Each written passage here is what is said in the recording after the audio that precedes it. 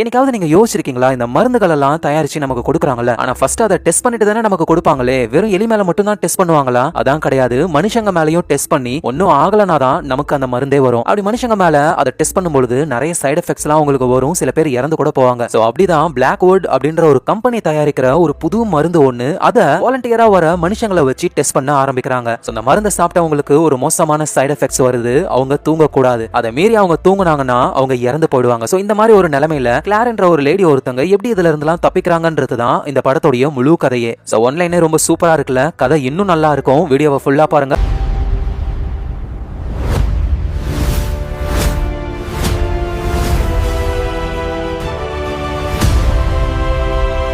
நம்ம டபுள் பிளைண்ட்ன்ற ஒரு psychological thriller கதைக்குள்ள போக போறோம். கதையோட ஆரம்பத்திலேயே ஒரு லேப்ல வெள்ளை எலி ஒண்ணு இருக்கு. அதை வச்சு ஏதோ டெஸ்ட் பண்ணிருப்பாங்க போல. ஆனா திடீர்னு என்ன பண்றாங்கன்னா, அந்த எலியை புடிச்சு ஒரு டிராப்ல வச்சு அப்படியே கழுத்தை துண்டாக்கி சாகடிக்கிறாங்க. சோ இந்த மொத சீன்லயே கதை எப்படி போக போகுதுன்றத நமக்கு சிம்பாலிக்கா சொல்றாங்க. இப்ப கதை பிளாக்வுட் அப்படின்ற ஒரு மெடிக்கல் ஃபார்மா கம்பெனிக்கு போகுது. சோ இந்த கம்பெனில நிறைய மருந்துகளை மனித இனத்துக்காக செஞ்சு கொடுத்திருக்காங்க. இதனால மனித இனமே பயனடைஞ்சிருக்கு. ஆனா இன்னும் நிறைய ரொம்ப முக்கியமான மருந்துகளை தயாரிச்சுக்கிட்டு இருக்கோம். அதை டெஸ்ட் பண்றதுக்கு வாலண்டியரா சில ஆட்கள் வேணும் அப்படின்ற மாதிரி அந்த கம்பெனி இன்வைட் பண்ணுது. நிறைய பணமும் தராங்களாம். சோ அப்படி அந்த பிளாக்வுட்ன்ற கம்பெனியோட மருந்தை டெஸ்ட் பண்றதுக்காக வாலண்டியரா கிளார்னு ஒரு லேடி போறாங்க. சோ இவங்களுக்கு பண தேவை இருக்கு. அதான் வேற வழி இல்லாம இங்க வாலண்டியரா வந்திருக்காங்க. சோ கிளாருக்கு அந்த லேப்லயே இருக்கிற ஒரு ரூமை கொடுக்குறாங்க. அங்க மொத்தம் 3 பெட் இருக்கு. சோ கிளார் ஒரு பெட்ல இருக்க அங்க இன்னொரு பொண்ணு வராங்க. அவங்க பேரு ஆலிசன். என்னோட பேரு ஆலிசன், உங்க பேரு என்ன? நம்ம இந்த ரூம்ல தான் தங்க போறோமா? நம்ம கிளார் அப்படியே மெதுவா எழுந்து என்னோட பேரு கிளார்னு சொல்லி திரும்ப படுக்கிறாங்க. ஆனா அந்த ஆலிசன் சும்மா தோண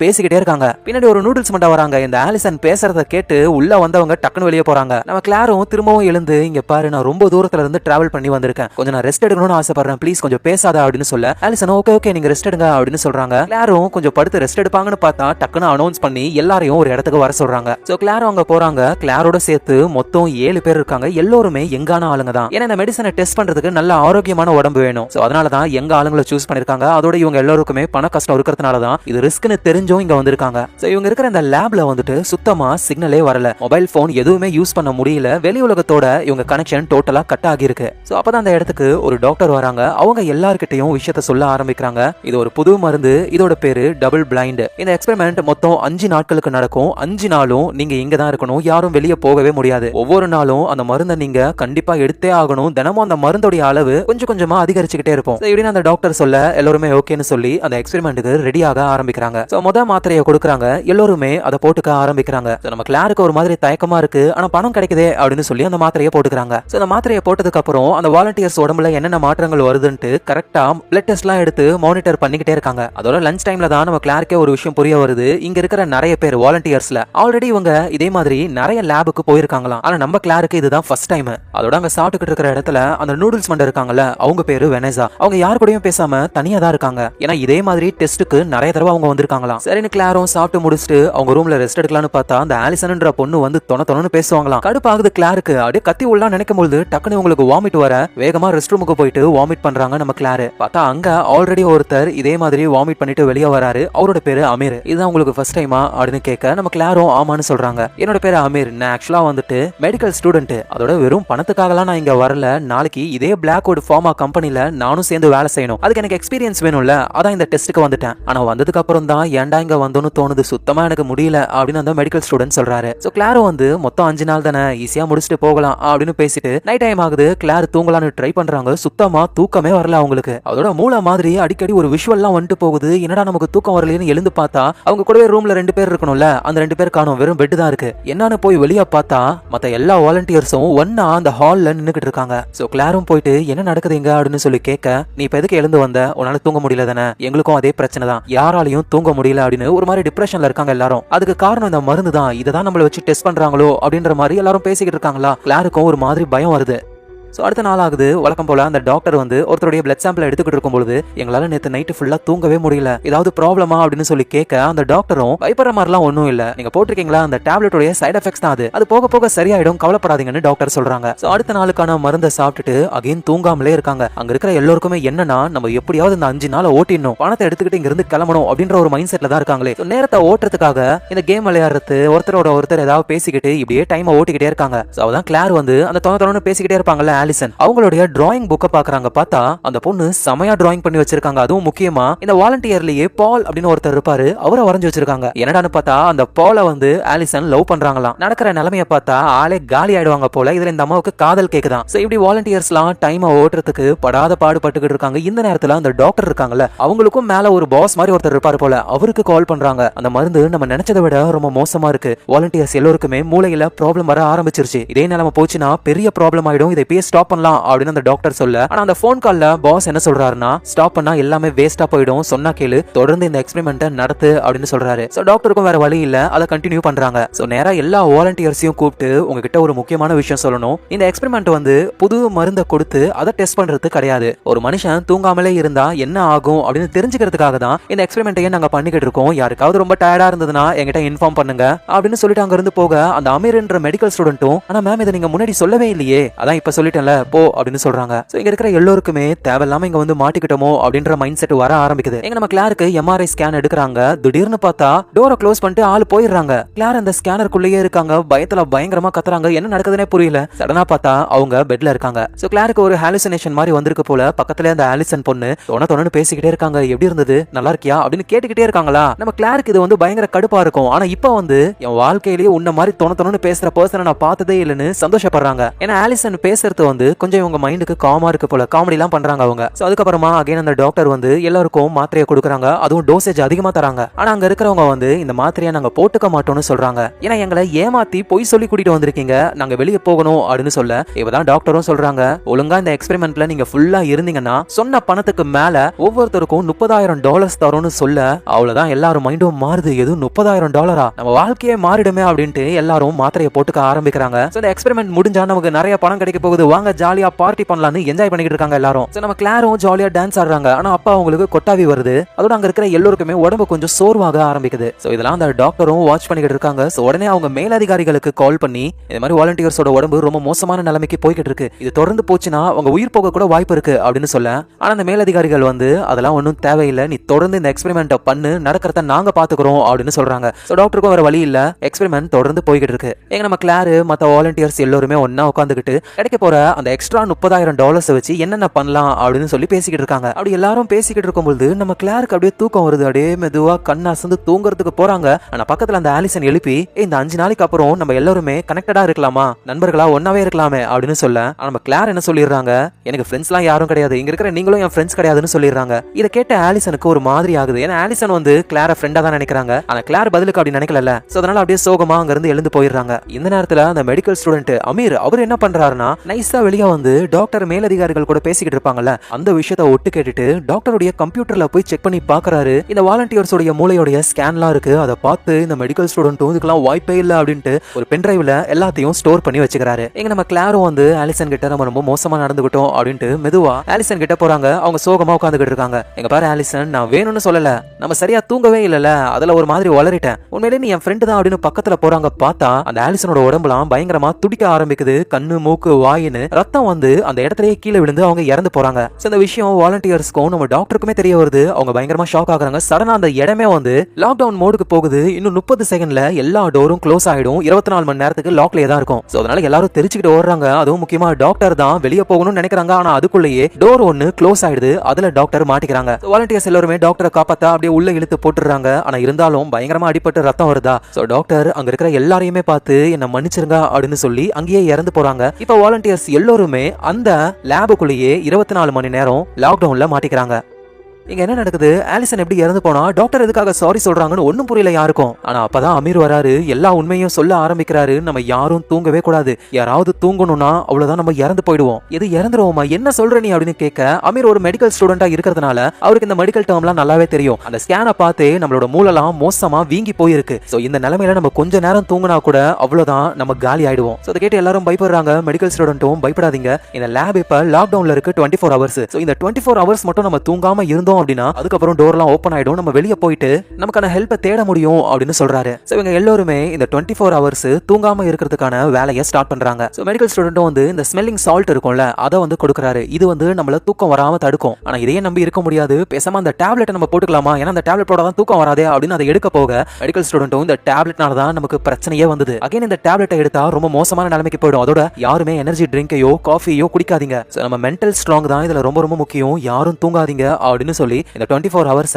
கடத்த ஆரம்பிக்கிறாங்க. ஆக்சுவலா இந்த எக்ஸ்பெரிமெண்ட்டுக்கு வந்து கிட்டத்தட்ட 4 நாள் ஆயிடுச்சு. இந்த 4 நாளுமே இவங்க தூங்கவே இல்ல. அந்த மாத்திரை போட்டதுனால கொஞ்சம் அவங்களால தூங்க முடியாம இருந்தது. ஆனா இப்ப இவங்க மாத்திரையும் போடலையா, அதனால எல்லாருக்குமே தூக்கம் வரும். ஒவ்வொரு நொடியும் இவங்களுக்கு நரகமா இருக்கு. அந்த வாலண்டியர்ஸ் எல்லாம் வந்துட்டு போன்ல வீடியோ ரெக்கார்ட் பண்ண ஆரம்பிக்கிறாங்க. இந்த பிளாக்வுட்ன்ற இந்த ஃபார்மா கம்பெனி வந்து மனுஷங்களை வச்சு சட்டவிரோதமான எக்ஸ்பெரிமெண்ட் எல்லாம் பண்ணிக்கிட்டு இருக்காங்க. அதுல மாட்டிக்கிட்ட ஆளுங்க தான் நாங்க. இந்த வீடியோவை யாராவது பாத்தீங்கன்னா தயவு செஞ்சு அந்த கம்பெனியை சும்மா விடாதீங்க அப்படின்ட்டு ஆளுக்கு வீடியோ எடுக்கிறாங்க. அவங்க மனசுல இருக்கிற கஷ்டத்தெல்லாம் சொல்றாங்க. சோ தூங்காம இருக்க வாக்கிங் போறாங்க, ஒருத்தர் ஜாகிங் எல்லாம் போறாரு. ஏன்னா இது மூலியமா அவரோட மூளை நல்லா சுறுசுறுப்பா இருக்கும், தூக்கம் வராதுன்னு நினைக்கிறாங்க. இந்த நேரத்துல அந்த மெடிக்கல் ஸ்டூடெண்ட் அமீர் இருக்கார்ல, அவரு கிளாரோட மூளையை செக் பண்ணி பார்க்கும் பொழுது ரொம்பவே பயங்கரமா வீங்கி போயிருக்கு. கிளாருக்கு எப்படி இருக்கோ அப்படிதான் எல்லாருக்கும் இருக்கும். இந்த விஷயத்தை இப்ப சொன்னா எல்லாரும் பயந்துருவாங்கன்ட்டு அதனால யாருக்கிட்டையும் சொல்ல, கிளார் கிட்ட மட்டும் சொல்றாரு. இதை கிட்ட கிளாரு அப்படி நடந்து வராங்க ஹால்வேல. அப்படியே அந்த இடமே ஒரு மாதிரி ஆகுது. இவங்களுக்கு டக்குன்னு போனை எடுத்து ஒரு வீடியோவை இவங்க ரெக்கார்ட் பண்ண ஆரம்பிக்கிறாங்க. அதுவும் இப்பதான் நமக்கு தெரிய வருது கிளார் வந்து எதுக்காக இந்த எக்ஸ்பெரிமெண்ட்டுக்கு வந்திருக்காங்கன்னா, கிளாரோடைய அம்மா வந்து ஹாஸ்பிட்டல்ல உடம்புக்கு முடியாம இருக்காங்க. பணம் இருந்தா மட்டும் தான் ட்ரீட்மெண்ட் சக்சஸ்ஃபுல்லா முடியும். சோ அதுக்காக தான் இங்க வந்திருக்காங்க. அம்மா என்ன மன்னிச்சிருங்க, என்னால எதுவும் பண்ண முடியல அப்படின்னு ரொம்ப சோகமா அந்த வீடியோவை ரெக்கார்ட் பண்றாங்க இவங்க. ஆனா என்னன்னு தெரியல, திடீர்னு அந்த வீடியோவை டெலீட் பண்ணிட்டு போய் பார்க்கும்போது தான் இந்த லேப்லயே ஒரு வெள்ளை எலி ஒண்ணு இருக்கு. அந்த எலியை அவங்க ரிலீஸ் பண்ணணும்னு நினைக்கிறாங்க. ஆனா அது வெளியே போகாம அந்த டப்பாக்குள்ளேயே தான் இருக்கணும்னு நினைக்குது. ஏன்னா அதுக்குள்ளேயே தான் அது இருந்தது. சோ இதையே அதோட உலகமா நினைக்குது அப்படின்றத பார்த்து நம்ம கிளாரும் புரிஞ்சுக்கிறாங்க, கிட்டத்தட்ட இந்த எலி மாதிரி தான் நம்பலும் அப்படின்னு. சோ இன்னும் 16 மணி நேரம் இவங்க தூங்காம இருக்கணும். ஆனா நிலைமை ரொம்ப மோசமாகுது. எல்லாருமே மாறி மாறி திட்டிக்க ஆரம்பிக்கிறாங்க. அதுலயும் ஒருத்தர் கடவுளே எங்களை காப்பாத்தேன் அப்படின்னு கடவுள் கிட்ட வேண்ட, எப்பவுமே அமைதியா இருப்பாங்கல்ல நூடுல்ஸ் மண்டை, அவங்க வந்து கத்துறாங்க, யோ கடவுள்னு ஒருத்தர் கிடையாது, இருந்திருந்தா அந்த மாதிரிலாம் நடக்க விட்டுருப்பாரா அப்படின்ட்டு. தூக்கம் இல்லாம இவங்க மைண்டே கொலாப்ஸ் ஆக ஆரம்பிக்குது. இந்த நேரத்துல மெடிக்கல் ஸ்டூடெண்ட் வந்துட்டு அவர் தொடர்ந்து சில விஷயங்களை பண்ண ஆரம்பிக்கிறாரு. எப்படியாவது இதுல இருந்து தப்பிக்க முடியுமா, ஏதாவது மாத்து மருந்து இருக்குமா, அதை பத்தி ஆராய்ச்சி பண்ணிக்கிட்டு இருக்கும் பொழுதே அவரும் தூங்காம இருக்கிறதுனால இந்த ஹாலுசினேஷன் வர ஆரம்பிக்குது. இறந்து போன டாக்டருடைய உடம்பு அசைற மாதிரியும் எழுந்து நிக்கிற மாதிரிலாம் இவருக்கு தோணுது. எங்க நம்ம கிளார் வந்துட்டு அப்படியே அமைதியா உட்காந்து ஒரு பெயிண்டிங்க பாத்துக்கிட்டு இருக்காங்க. மெதுவா அவங்க கண்ணு சொக்க ஆரம்பிக்குது. அந்த இடமே இருட்டாகி ஒரு டோருக்குள்ள இவங்க போற மாதிரியே தோணுமா. அவ்வளவுதான், இவங்க தூங்க போறாங்க, காலி ஆக போறாங்க அப்படின்னு நம்ம நினைக்கும் பொழுது டக்குன்னு ஒருத்தர் வந்து எழுப்பி விட்டுறாரு. கிளார் நீ தூங்கிருப்ப, நல்ல வேளை நான் உன்னை எழுப்பி விட்டேன். நான் ஜாக்கிங் போறேன், எக்ஸசைஸ் பண்றேன்றதுனால என்னால கொஞ்சம் சமாளிக்க முடியுது, நீயும் ஏதாவது ஒன்று பண்ணிக்கிட்டே இரு, சும்மா உட்காராத அப்படின்னு அவர் சொல்ல, கிளாரும் வந்து ஸ்ட்ரைட்டா ஒரு கம்ப்யூட்டர் கிட்ட போறாங்க. அங்க இங்க இருக்கிற வாலண்டியர்ஸ் பத்தின டீடைல்ஸ் எல்லாம் போட்டிருக்கு. சோ அப்பதான் எல்லா வாலண்டியர்ஸ்க்கும் ஒரே விஷயம் ஒன்னா இருக்கிறத பாக்குறாங்க. இவங்க எல்லாருமே தனியா வாழ்றவங்க. அப்படியே குடும்பம் இருந்தாலும் இவங்க இறந்து போனா கூட யாரும் இவங்களை தேடி வராத மாதிரியான ஆட்கள் தான் இவங்க எல்லாருமே. சோ நம்ம செத்தா கூட கவலை இல்லன்ட்டு கரெக்டா சூஸ் பண்ணி தான் நம்மள இங்க கொண்டு வந்திருக்காங்க. சோ இங்க இருந்து தப்பிக்கிறது முடியாத காரியம் அப்படின்னு கிளாரும் புரிஞ்சுக்கிறாங்க. அப்படியே மெதுவா கிச்சனுக்கு வந்தா அங்க அடுப்பு எரியுது. அதுல அந்த நூடுல்ஸ் மண்ட பொண்ணு அவங்க கைய வச்சுக்கிட்டு இருக்காங்க. ஏய் என்ன பண்ணிக்கிட்டு இருக்க நீ அப்படின்னு கிளார் கேட்க, இந்த மாதிரி கைய சுட்டுக்கிட்டா வலிக்கும்ல, வலிச்சதுன்னா நமக்கு தூக்கமே வராது, அதான் இப்படி பண்ணிக்கிட்டு இருக்கேன் அப்படின்னு சொல்றாங்க. சோ இங்க இருக்கிற எல்லாருமே தூங்காம இருக்கிறதுக்காக எந்த எக்ஸ்ட்ரீம் லெவலுக்கும் போக ரெடியா இருக்காங்க. சோ இந்த நேரத்துல இந்த எக்ஸசைஸ் எல்லாம் பண்ணார்ல அந்த பர்சன் பாத்ரூம்க்கு போறாரு. டேப்பை திறக்கிறாரு, தண்ணி ஊத்துது, சவுண்ட் கேட்கவே இல்ல. அவர் கண்ணாடியில அவர் முகத்தை பார்த்து அப்படியே தட்டுறாரு, அந்த சவுண்டும் கேட்கல, கொஞ்சம் டிலேவா தான் கேக்குது. தண்ணி ஊத்துற சவுண்ட் அதுக்கு அப்புறம் தான் வருது. அதோட வெளியே இருந்து விசில் அடிக்கிற மாதிரி சவுண்ட் கேட்க இவரு மெதுவா போறாரு. பார்த்தா ஒரு டோர் இருக்கு. அந்த டோருக்குள்ள அப்படியே இவரு மெதுவா போவாராம். சடனா பார்த்தா இவரு கொடூரமா இறந்து போயிருக்காரு. கண்ணு மூக்கு வாயில இருந்து ரத்தம் வந்து. ஏன்னா இவரு ஜாகிங் எக்ஸசைஸ் எல்லாம் பண்ணார்ல, அதுவே உடம்ப டயர்ட் ஆக்கி இன்னும் சீக்கிரமாவே இவருக்கு தூக்கம் வந்து இவரும் இறந்து போயிட்டாரு. இதை எல்லாருமே பாக்குறாங்க. பயம் அதிகமாக ஆரம்பிக்குது. அடுத்தது நம்ம கிளாருக்கு தூக்கம் வர மாதிரி இருக்குமா, வேகமா கிச்சனுக்கு போயிட்டு ஸ்டவ் ஆன் பண்ணி அப்படியே பாக்குறாங்க. அங்க இவங்க ரிலீஸ் பண்ண அந்த எலி ஒண்ணு இருக்கு. வேற வழி இல்ல அப்படின்ட்டு அந்த நெருப்புல அவங்க கையை சுட்டுக்கிறாங்க. சோ அந்த வழி வந்து இவங்க தூக்கத்தை வந்து கண்ட்ரோல் பண்ணுது. சோ அதுக்கப்புறம் எல்லார்கிட்டயும் வந்து நம்ம 2 பேரும் ஆல்ரெடி இறந்துட்டோம், அடுத்தது நம்ம யாரு வேணாலும் சாகலாம், அது வரைக்கும் நம்மளால இங்கேயே இருக்க முடியாது, டைம் வேஸ்ட் பண்ணிக்கிட்டு சோ இங்க இருந்து தப்பிக்கிற வழியை நம்ம யோசிக்கணும் அப்படின்ட்டு எல்லாருமே இந்த இடத்துடைய மேப்பை ரஃபா வரைய ஆரம்பிக்கிறாங்க. தப்பிக்கிற பிளானையும் ஸ்டார்ட் பண்றாங்க. இதை வச்சு பார்க்கும்பொழுது ஒரு குறிப்பிட்ட செவரு ஒண்ணு, அதை உடைச்சிட்டா இவங்க வெளியே போயிடலாம். அதனால எல்லாருமே கோடாரியெல்லாம் எடுத்து அவங்களோட ஃபுல் பலத்தை யூஸ் பண்ணி செவுத்துல ஒரு ஓட்ட போட ஆரம்பிக்கிறாங்க. ரொம்ப கஷ்டப்பட்டு ஓட்ட போட்டுறாங்க. ஆனா ஒரு பெரிய ஷாக்கு என்னன்னா, அந்த கல்லுக்கு அப்புறம் ஒரு ஸ்ட்ராங்கான இரும்பு வால் ஒண்ணு இருக்கு. அதை உடைக்கிறதுலாம் இம்பாசிபிளான ஒண்ணு. எல்லாரோட நம்பிக்கையும் உடைஞ்சு போகுது. ஒழுங்கா நாங்க ரெஸ்ட் எடுத்திருப்போம், தேவையில்லாம இவ்வளவு பண்ணி இப்ப பாரு எல்லாம் சொதப்பிக்குச்சு அப்படின்னு கடுப்பாக்குறாங்க கிளார் மேல. சோ கிளாரும் வந்து வேற ஏதாவது தான் நம்ம யோசிக்கணும் அப்படின்ட்டு அந்த மெடிக்கல் ஸ்டூடெண்ட் அமீரை பாக்குறதுக்கு போறாங்க. ஆனா அந்த வாலண்டியர்ல 2 பேரு, ஆமா அந்த அமீர்ன்ற பண்றவன் இங்க வரவே இல்லையே, அதோட அவனுக்கு இங்க நடக்கிற எக்ஸ்பெரிமெண்ட் பத்தி எல்லாமே தெரியுது. சோ எனக்கு தெரிஞ்சு இந்த பிளாக்வுட் ஃபார்மா கம்பெனியோடைய ஒரு கருப்பு ஆடுதான் அந்த அமீர்னு நினைக்கிறேன். நம்ம கூடவே இருந்து நம்ம என்னென்ன ரியாக்ட் பண்றோம்ட்டு எல்லாத்தையும் நோட் பண்ணி மேலிடத்துக்கு சொல்றவன், அவனை வச்சுதான் நம்ம தப்பிக்க முடியும் அப்படின்ட்டு அமீரை சந்தேகப்பட்டு இவங்க தனியா ஒரு பிளான போட்டுக்கிட்டு இருக்காங்க. எங்க கிளாரும் அமீரை போய் மீட் பண்றாங்க. பார்த்தா அவரு ரொம்ப சோகமா இருக்காரு. என்ன ஆச்சு அப்படின்னு சொல்லி கேட்க, எல்லா தப்பும் என்னோடதுதான் அப்படின்னு அவரு சொல்றாரு. கிளாருக்கு புரியல, என்ன சொல்ற, என்ன தப்பு? இல்ல நான் டாக்டருடைய கம்ப்யூட்டர்ல இருக்கிற ஸ்கேன்ஸ் எல்லாம் வந்துட்டு ஒரு பென் டிரைவ்ல காப்பி பண்ணும்போது தெரியாதனமா லாக்டவுன் பட்டனை பிரஸ் பண்ணதே நான் தான். இந்த இடம் இப்படி லாக் ஆகி அந்த டாக்டர் இறந்து போனதுக்கும் காரணம் நான் தான். எல்லா தப்பும் என்னோடதுதான். எனக்கு வாழவே சுத்தமா விருப்பம் இல்ல. இந்த உண்மையெல்லாம் நான் ஒரு லெட்டரா எழுதிருக்கேன், இதை நீ வச்சுக்கோ. நான் இப்ப தூங்க போறேன், நான் சாக போறேன் அப்படின்னு அவரு சொல்றாரு. ஆனா கிளார் வந்து, ப்ளீஸ் அமீர் இந்த முடிவை எடுக்காத, நீ தப்பு பண்ணிட்டதா ஓகே, ஆனா இப்ப உன்னால மீதி இருக்கிற எல்லாரையும் காப்பாத்த முடியும்ல, அதை பத்தி யோசி, ஏதாவது ஒண்ணு பண்ணி மாத்து மருந்து ரெடி பண்ண முடியுமா அப்படின்னு கேட்க அமீருக்கும் இந்த விஷயம் கொஞ்சம் மோட்டிவேட் ஆகுது. அவர் தொடர்ந்து வேலையை செய்ய ஆரம்பிக்கிறாரு. ஒரு டாக்ஸிக்கான கெமிக்கல் மிக்ஸ் ஒன்னு அதை நம்ம உடம்புல எடுத்துக்கும் பொழுது ஆல்ரெடி அந்த மாத்திரையினால நம்ம உடம்புல சில சைடு எஃபெக்ட்ஸ் எல்லாம் வந்திருக்கும்ல, அதை எதிர்த்து அந்த டாக்ஸிக் போராடும். இது மூலியமா நம்ம மூளையில இருக்கிற அந்த வீக்கமும் குறைய வாய்ப்பு இருக்கு அப்படின்னு இவர் ஒரு ஐடியாவை சொல்ல கிளாருக்கும் ஒரு நம்பிக்கை வருது. சரி, இதை நான் மத்தவங்க கிட்ட சொல்லிட்டு வரேன் அப்படின்னு அங்க இருந்து வராங்க. வரும்போதுதான் வாலண்டியர்ல ஒருத்தர், கிளார் சொன்னா கேளு, அந்த அமீரை நம்ம நம்ப வேணாம். என்ன சொல்ற, இப்ப அவன் நம்ம உயிர் பிழைக்கிறதுக்கு ஒரு ஐடியாவை சொல்லிருக்கான், எதையுமே நம்மளால நம்ப முடியாது கிளார். இந்த மாத்திரையை எடுத்துக்கிட்டு நம்ம கண்முழிச்சு இருக்கலாம்னு சொன்னல, ஆனா இந்த மாத்திரையெல்லாம் சாப்பிடக்கூடாதுன்னு அந்த அமீர் தான் சொன்னான். ஆனா பார்த்தா இப்ப இதுக்குள்ள இருக்கிற மாத்திரை எதுவும் இல்ல, ஏன்னா அவன் தனியா எடுத்துட்டு போயிட்டு அதை சாப்பிட்டு உயிர் பொழைச்சிட்டு இருக்கான். சொன்னா கேளு கிளார், அந்த அமீர் நம்ம கூடவே இருக்கிற ஒரு கருப்பு ஆடுன்னு சொல்ல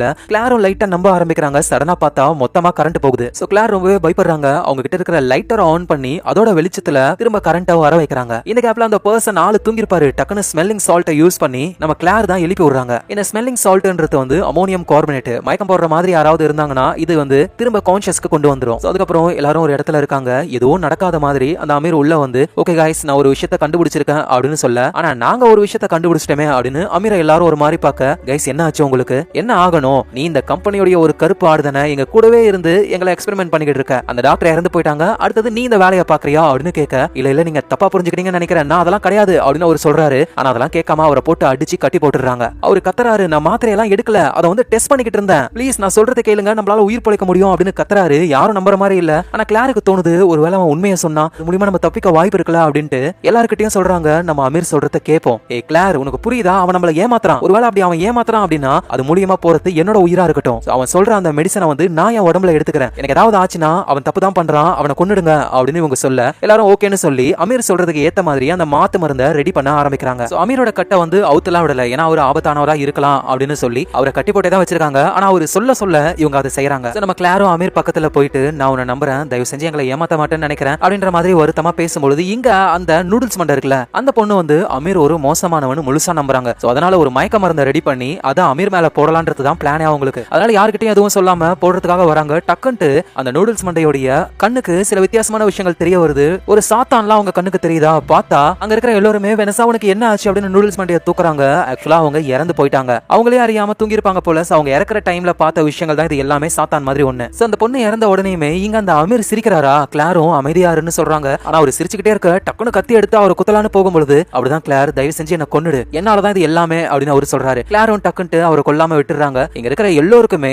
ரொம்ப நாள் தூங்காம இருந்ததுனால இல்யூஷன் வர ஆரம்பிக்குது. அங்க இருக்கிற ஒரு கிளாக்க நம்ம கிளார் பாக்குறாங்க. அந்த டைமுக்கு பதில் குட் நைட்னு எழுதி இருக்கிற மாதிரி அவங்க கண்ணுக்கு தோணுது. காடு மாதிரி ஒரு பெயிண்டிங் இருக்கும்ல, பார்த்தா உண்மையிலேயே அந்த காடு இருக்கிற மாதிரியே நம்ம கிளாருக்கு தோணுது. அதுக்குள்ள அப்படியே நடந்து போகும்பொழுது ஒரு டோர் கட்டியும் போறாங்க. டக்குன்னு அவங்களுடைய போன்ல கேமராவை ஆன் பண்ணி வீடியோவை ரெக்கார்ட் பண்ணவும் ஆரம்பிக்கிறாங்க. டக்குன்னு அவங்களுக்கு ஸ்ட்ரைக் ஆகுது, ஒருவேளை இது இல்யூஷனா இருந்து நம்மளும் சாகதான் போறோமோ, அதுக்குள்ள நம்ம எப்படியாவது எழுந்துக்கணும்னு அந்த ஸ்மெல்லிங் சால்ட் அதை யூஸ் பண்ணலாம் நினைக்கிறாங்க. ஆனா அது கீழே விழுந்துருது. டக்குன்ட்டு இவங்க அப்படியே மிதக்க ஆரம்பிக்கிறாங்க. இது எல்லாமே வாழ்வுக்கும் சாவுக்கும் இடையில இருக்கும் பொழுது நடக்கிற விஷயங்கள். அவங்க மிதக்கிறாங்களா, அப்படியே மெதுவா நீந்தி வந்து அந்த ஸ்மெல்லிங் சால்ட்டை எடுத்து ஸ்மெல் பண்ண உடனே திரும்ப அவங்களுக்கு கான்ஷியஸ் வருது. அப்படியே மெதுவா அவங்க ஒரு செவுத்து மேல சாயும் பொழுது சவுண்ட் வித்தியாசமா கேக்குது. ரொம்ப ஸ்ட்ராங்கான செவர்லாம் கிடையாது, இந்த பக்கம் ஏதோ வலி இருக்கிற மாதிரி தோணுது. உடனே இந்த விஷயத்த அவங்க பால் கிட்ட சொல்ல ரெண்டு பேருமே வேகமா வந்து அதை உடைச்சி உள்ள போக ஆரம்பிக்கிறாங்க. போய் பார்த்தா ஒரு போஸ்ட்மார்ட்டம் பண்ற ஒரு ரூம் இருக்கு, அதோட ஒரு லிஃப்டும் இருக்கு, சர்வீஸ் லிஃப்ட். உடம்பெல்லாம் இங்க இருந்து வெளியே கொண்டு போறதுக்கான ஒரு வழி தான். இவங்களால இங்க இருந்து தப்பிக்க முடியும்.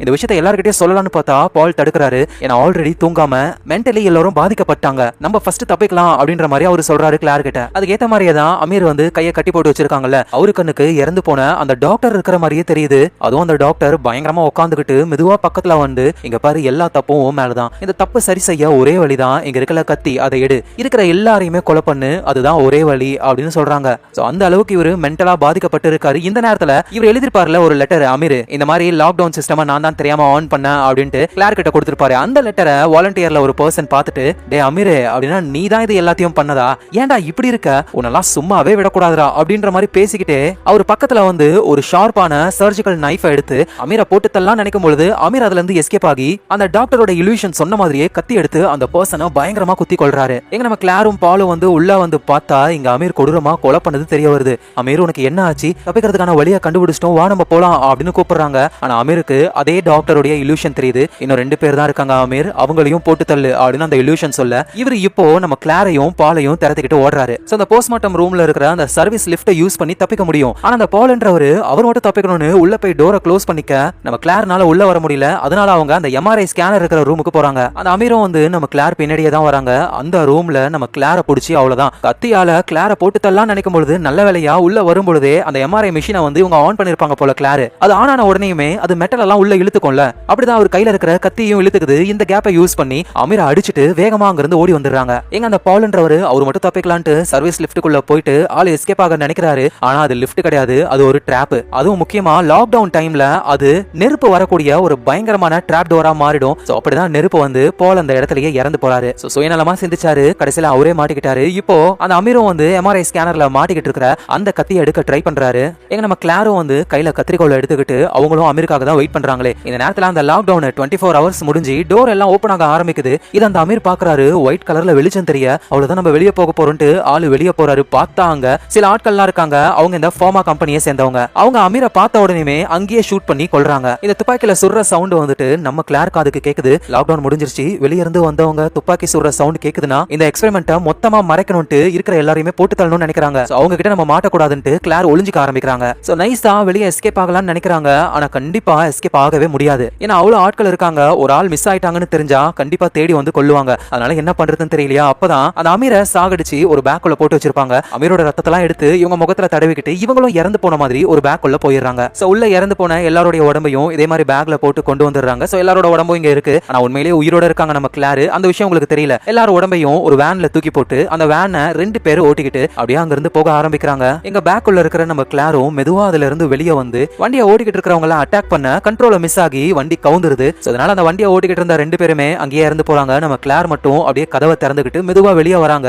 ஒரு வழியா அவங்க தப்பிச்சிட்டாங்க. ஆனா அவங்களுக்கு ரொம்ப மயக்கம் வர மாதிரி இருக்கு. அப்படியே அங்க மயங்கிடுறாங்க. இறந்து போயிட்டாங்களோ அப்படின்னு நம்ம நினைக்கும் பொழுது பார்த்தா கிளார் இப்ப ஒரு ஹாஸ்பிடல்ல இருக்காங்க, அதுவும் கோமாவுல இருக்காங்க. பின்னாடி ஒரு நியூஸோடைய வாய்ஸ் மட்டும் நமக்கு கேக்குது. அதுல என்ன சொல்றாங்கன்னா, அந்த லேப்ல நடந்த எல்லா விஷயத்துக்கும் காரணம் டாக்டர் தான், அவங்க அங்கேயே இறந்து போயிட்டாங்க. இதுக்கும் பிளாக்வுட் கம்பெனிக்கும் எந்த ஒரு சம்பந்தமும் இல்ல, ஏன்னா அவங்களுக்கே தெரியாம தான் நடந்தது. அதனால இந்த கம்பெனிக்கு எந்த ஒரு தண்டனையும் கிடையாது அப்படின்ற மாதிரி நியூஸ் ஓடிக்கிட்டு இருக்கு. சோ நேக்கா அந்த கம்பெனி எல்லா பழியையும் டாக்டர் மேல போட்டாங்க. ஆனா பாவம் அந்த டாக்டர் தான் வேணா ஸ்டாப் பண்ணலாம்னு சொல்லிக்கிட்டே இருப்பாங்க. ஆனா மேல இருக்கிறவங்க தான் கேட்கவே இல்ல. இப்ப பழிய தூக்கி போட்டு இப்ப இந்த கம்பெனி நிம்மதியா இருக்கு. ஏன் அப்படின்னா நம்ம கிளாரும் உயிர் பொழைக்க வாய்ப்பே இல்லையா. ஏன்னா இந்த மாதிரி மோசமான நிலைமையில கோமாவுக்கு போனவங்க திரும்ப கண்முழிக்க வாய்ப்பே இல்ல. அதனால அந்த கம்பெனி நிம்மதியா இருக்கும் பொழுது டக்குன்ட்டு நம்ம கிளாரை காட்டுறாங்க. கண்ணை முழிச்சு அவங்க எழுந்துப்பாங்க. அவ்வளவுதான், இந்த இடத்துல இந்த படம் முடியும். சோ எழுந்து நம்ம கிளார் வந்து எல்லா உண்மையும் சொல்லுவாங்க. தப்பு பண்ண அந்த கம்பெனிக்கு தண்டனை கிடைக்கும் இப்படின்றத ஆடியன்ஸ் பாயிண்ட் ஆஃப் வியூலயே விட்டுட்டாங்க. இது வெறும் கதை அப்படின்னு நினைச்சீங்கன்னா அதான் கிடையாது. உண்மையிலேயே ரஷ்யால இந்த மாதிரி எக்ஸ்பெரிமெண்ட்லாம் பண்ணிருக்காங்க. வாலண்டியர்ஸை ஒரு ரூம்குள்ள போட்டு ஒரு கேஸை உள்ள அனுப்புவாங்க. அந்த கேஸை சுவாசிக்கும் பொழுது தூக்கமே வராது. தூங்காம அவங்க என்ன பண்றாங்கன்னு பாத்துருக்காங்க. ஆனா அங்க நடந்தது இந்த படத்துல நடந்ததை விடவே பயங்கர மோசமானது. சோ அதை வச்சும் சில படங்கள் எடுத்திருக்காங்க. அதையும் டைம் இருக்கும் பொழுது பார்க்கலாம். அதோட இந்த கதை உங்களுக்கு பிடிச்சிருந்ததுன்னா ஒரு லைக் போட்டு ஞாபகமா உங்க ஃபிலிம் ரோல சப்ஸ்கிரைப் பண்ணி உங்க சப்போர்ட் கொடுங்க. நாளைக்கு நம்ம வேற லெவல் மூவில பார்க்கலாம். Lots of love guys.